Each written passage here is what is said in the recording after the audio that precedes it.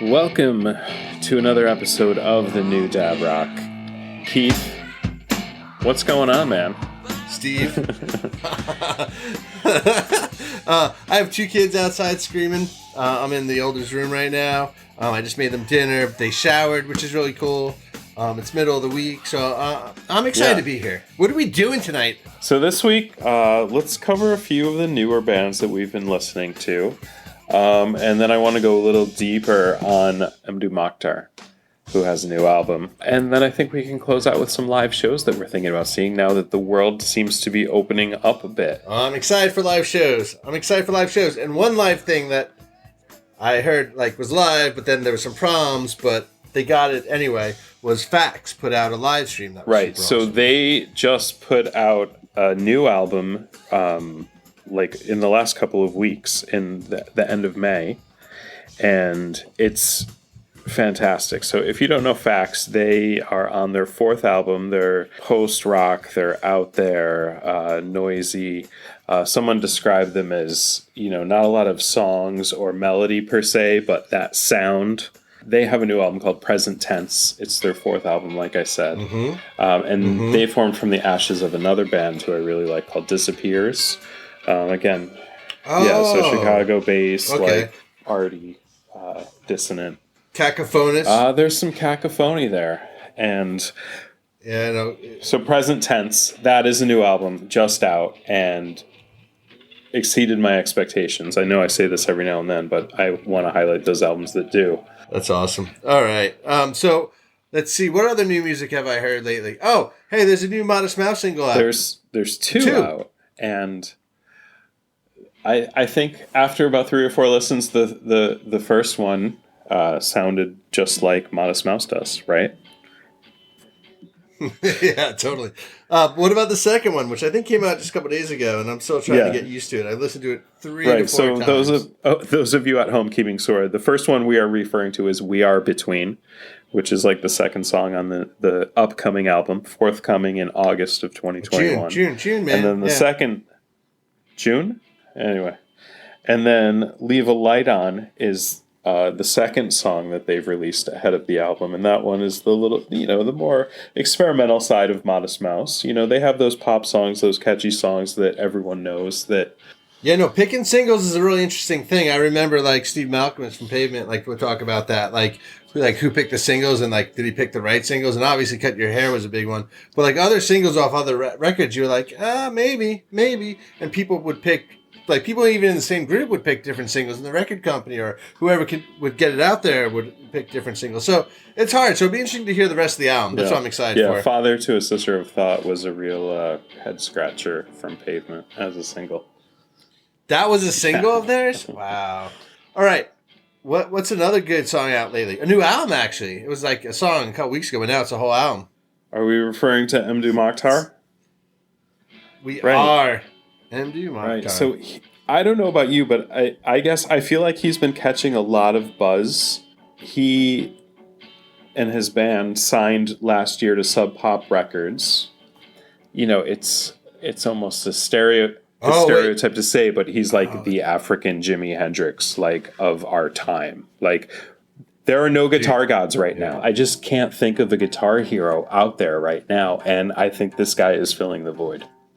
I actually agree with the Jimi Hendrix reference. I do want to say, fact check right now, I looked it up. Apparently he's from Agadez, Niger. But yeah, he's one of the first to perform modern electronic adaptations of Tuareg guitar music. So he's of the Tuareg tribe. But the way he became famous is the coolest, because you can, I don't know if, maybe this is the way people can do it, but he first became famous through a trading network of cell phones and memory cards. People would hand them out throughout West Africa. Apparently, you basically have a small amount of music, and you guys would trade music based on the listening device you had, an iPhone or a memory card. Well, what's even more awesome is his new album that just came out again at the end of May, which is called Africaine Victime. Afrique Victime. Just came out at the end of I'm not saying I pronounce it right either, but that just came out. But it's available in a format on a cell phone that only can be like it's a workable like cell phone. Yeah, so I bet it's basically an audio file stored on a phone, but basically uses a memory trip. Yeah, that's awesome. Like that, people are using cell phones differently throughout the world. That's really awesome.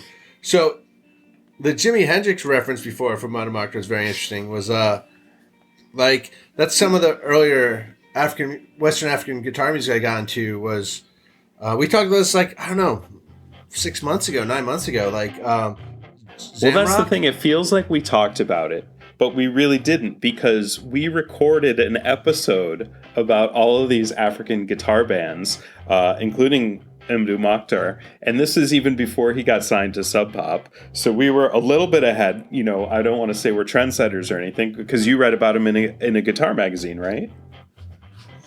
Totally. And I don't want to say we're ahead at all, because some of these bands like basically formed in the 60s that we were talking about, right? So, but like, it is cool, you're right, that Mdou is still relatively unknown when we start talking about, but I read through a guitar magazine. So guitar magazines are very interesting because they focus on the guitar playing aspect and guitar playing, like songwriting aspect of music. So you would hear it at different times. Plus it's print, so it's scheduled to go out months in advance. So very, very, very interesting. But yeah. So I love the single. Yeah, I think it's the same name. Well, that one really shred. Like, that is the one song on the album where he just completely lets go and is like tearing apart his guitar.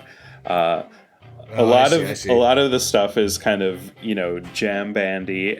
Yeah, and it's kind of, and it has a little bit of that more traditional Tuareg sound. It's not in English. He's I don't know what language he speaks. I apologize, but that's right. Yeah, it's his own language, not English, that he's singing in, and it's almost reminiscent of Tinnawarren. Remember in the 90s, those guys. This is more rock, more, you know, lead guitar, solo, show off, Michael J. Fox and Back to the Future type guitar playing. I literally just watched that with Jasper like last weekend. That's why that's awesome. So one thing I noticed though on Tidal was that they have an edited version of it, which I assume is the radio single, and I did not enjoy that. It was like 4.5 minutes versus the 7+ minutes version of the actual track. So the track starts shredding at the 6 minute. So they might have added that in, but maybe like the longer up front, the dronier up front made that part even sicker. Plus, it's the 7th song, I think, out of 8. Or it's toward the end. It's definitely pretty deep on the side too. Maybe 7 to 10. Yeah, cool. So how do you say it? Tinnawarren? I think that's how you said it. Well, I don't. Yeah, I've never heard them, but they've always played cool venues that sell it quickly. That like all the people who like music locally, who can get tickets because they play small venues like the Henry Miller Library in Big Sur, and so like 300 people, 500 people, but like pretty expensive tickets. But like it would be pretty intimate and pretty awesome if you can get there. But yeah, that band is popular around here. Well, I remember when they came out, kind of like in the 90s, there was came out with a lot of hype, and it was kind of on the back of the heels of that like whole Paul Simon Graceland. You know, he went over, the white savior came and brought the natives back and made them popular. You know, that was very popular in the 90s. Peter Gabriel had his whole thing with it, all those shaking the tree musicians. Totally. Didn't he have a record label? What was the name of that record label? It was like One World or something. Yeah, that's like close. That. Yeah, we could look it up, but that's good. Well done. Yeah, I mean, I think Hassan Hakmoon was one of my favorite, or the favorite. I saw him live at some point in New York. But he played, like, I don't know. It was crazy. It was awesome. We probably played on the radio when we were there. So it's back from our college days, but it was like this hypnotic, you know, exercise the demons type of music from somewhere in Africa. And it was on that label. That was my peak African guitar music loving music experience. Well, I think, you know, as the 90s have come back, maybe this has come back. I mean, it's not like he's a new artist. He's been around for the better part of a decade, and his last couple of albums, which I've gotten into over the last few years, have been pretty good. And he did a live set on in Nashville, Third Man Records, which is Jack White's label. He does live shows, nice. so he put out a live. Mdou Moctar did a live set last year. So I think that came out in 2019, I guess, or so, and that was a phenomenal record as well. I think it's a little more incendiary than maybe the recorded in studio album that just came out. So, I mean, as I said before, maybe I didn't say it before. I've read a lot of reviews and a lot of hype around this album, and the response that everyone seems to have is this kind of mind-blown feeling of like, oh my God, I can't believe this is out there, which is kind of the feeling I had when I first heard him, which was, I guess, about a year ago. And you're just like taken to a different place because it's so different than what you're used to, and it sets you off. And that's what we're trying to do with the new Dead Rock, isn't it, Keith? Absolutely. And I like the way you described that about like it comes out of nowhere. And it could be just you and the timing. It might be a band you hear 20 years later, but it's wherever you're at. But the Young Jesus was a band like that for me. Just hit me at the right time. But yeah, I mean, Mdou, this album is sick. I agree with you. The previous albums were good, and we're talking about. But there was some older stuff I was really digging. What was some of that? I don't quite remember. Like 70s? Oh, some of like Zambia? The Zamrock album. There's this mix. Oh yeah, that one. I don't know. Did you tell me about it? Was this from the same guitar magazine? Yeah, probably. Right. There's a mix album or a compilation album called Welcome to Zamrock, and there's at least 2 volumes of it. And it goes through, and it's like 15 different bands, and it sounds like this scuzzy garage rhythm and blues. Like you're catching into like an impromptu jam like session at a small African bar where the sound isn't great and maybe somebody's guitar is vibrating wrong and the levels are all off, but it was hypnotic. Like you said, there's a drone to it.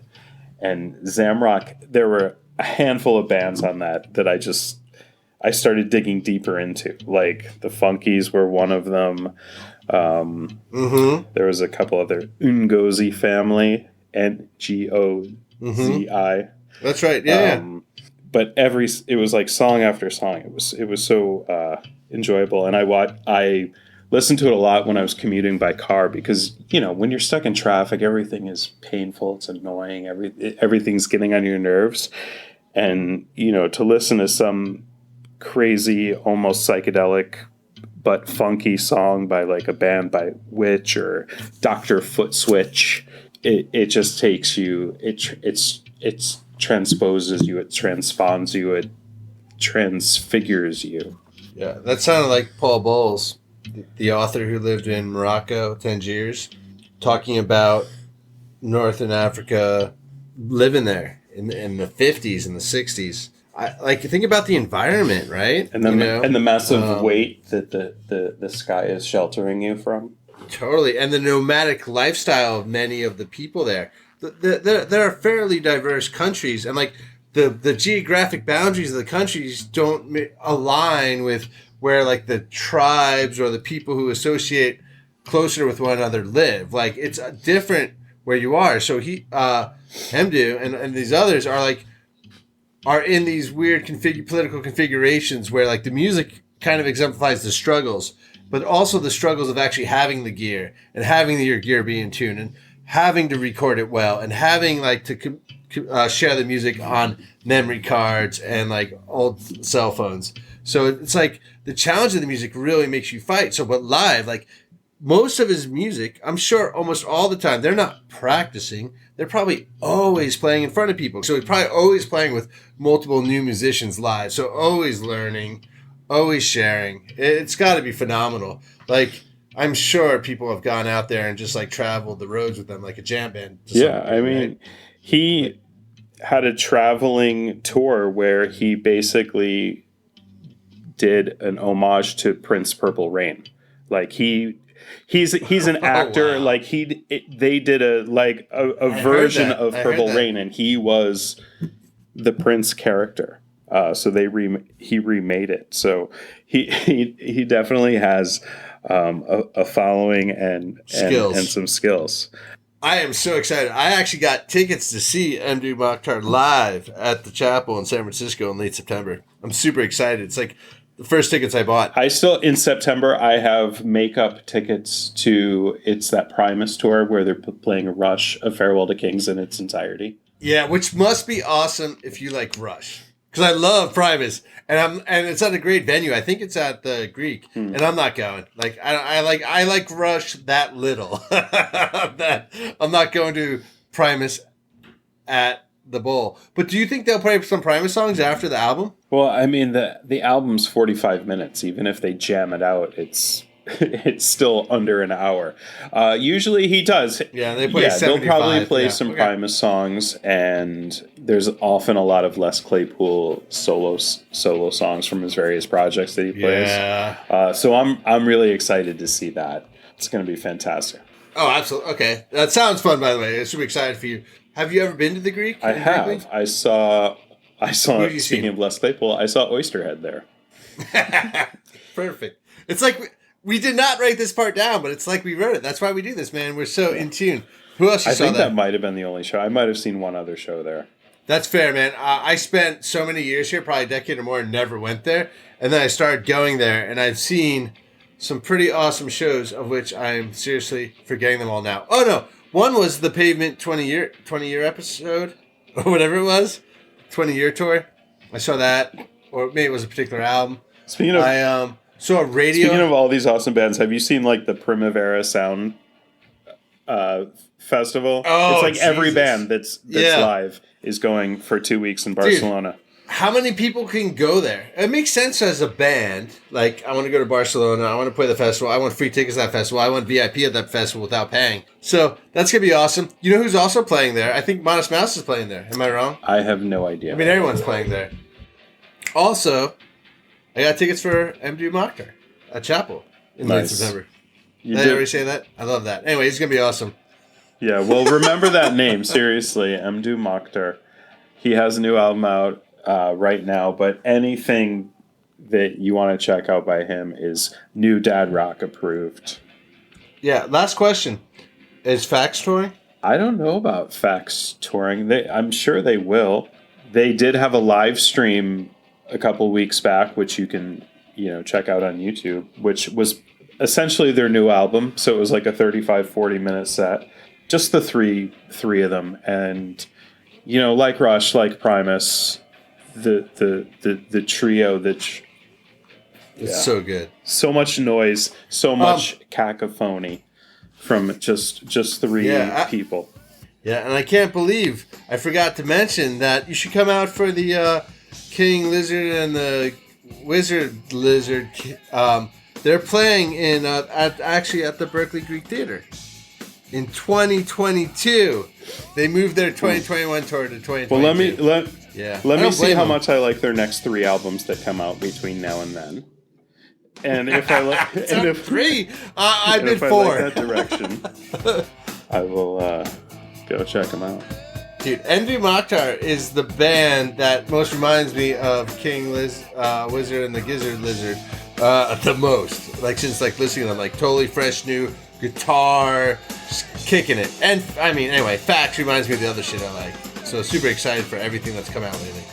Go listen to some New Dad Rock. Thank you for listening once again to the New Dad Rock, because we are two dads navigating the ages together. The seas of cheese. By the way, I want to talk about Primus soon. We should, man. I can't believe we have not talked about Primus in 40 plus episodes. They're top 50. All right. Well, we'll hopefully get to that in a couple months. Thanks for listening. We're the New Dad Rock.